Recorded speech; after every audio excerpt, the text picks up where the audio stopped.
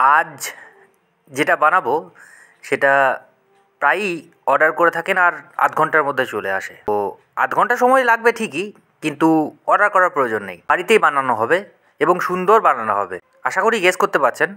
Pizza বানাবো, তাও আবার তাওয়াতে, বিনা ওভেন ছাড়া। শুরু করা যাক তাওয়া পিৎজা। মেন তো পিৎজার 3টে জিনিস: ডো, সস, ওপরের সবজি। তো প্রথম আমরা ডো থেকেই স্টার্ট করি। ডো করার জন্য আমি এখানে ময়দা আর আটা দুটোই নিয়ে নিয়েছি, হাফ ময়দা হাফ আটা। তার সাথে একটু খাবার সোডা, এটাকে তেল দিয়ে একটু গুলে নেব। আর দই দিলে ভালো হয় আর কি, কিন্তু আমার খেতে খুব ইচ্ছা করছিল বলে আমি দই আর সকাল সকাল অত মন হয়নি, হঠাৎ করে পিৎজা খাওয়া মন হলো, তার জন্যই দুধ দিয়েই বানাবো। দুধ দিয়ে খারাপ হয় না, আমি তৈরি করে দেখেছি। এবার একটু জল দেবো, কারণ দুধে তো মাখা যাবে না, অতটা তো দুধ দেবো না আর কি।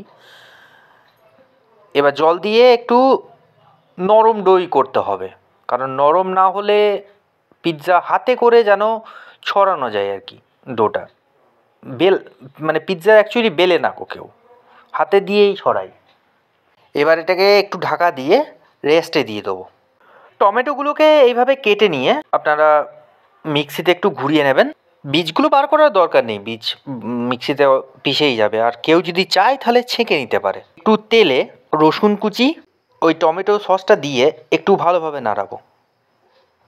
একটু ভালোভাবে নাড়িয়ে টমেটোর কাঁচা গন্ধটা যেন চলে যায় আর কি, সোজা কথাই। এবার এর মধ্যে সামান্য গোলমরিচ গুঁড়ো, নুন দিয়ে দেবো, আর একটু চিলি ফ্লেক্স দিয়ে এটাকে একটু নাড়িয়ে নেবো ভালোভাবে। ব্যাস, তাহলেই তৈরি আমাদের পিৎজার সস।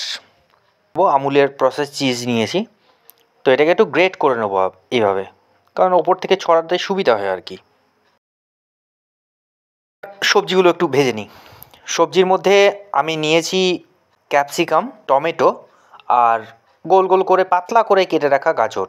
ভুট্টা দানা নিয়েছি, এটাকে ভিজিয়ে রেখেছিলাম, আর পেঁয়াজ। এবার সবজিগুলো দিয়ে একটু তেল দিয়ে ভালোভাবে একটু নাড়িয়ে নেব। এতে সামান্য চিলি ফ্লেক্স দেবো। হয়ে গেছে আমাদের সবজিও।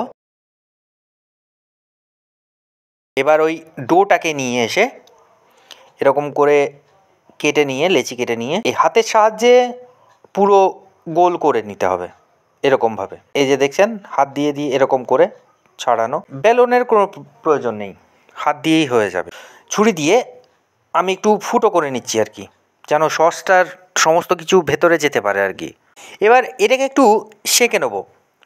একদিকটা খুব ভালোভাবে সেঁকবো, আর একদিকটা সেঁকবো না, খুব সেঁকবোই না আর কি, খুবই কম।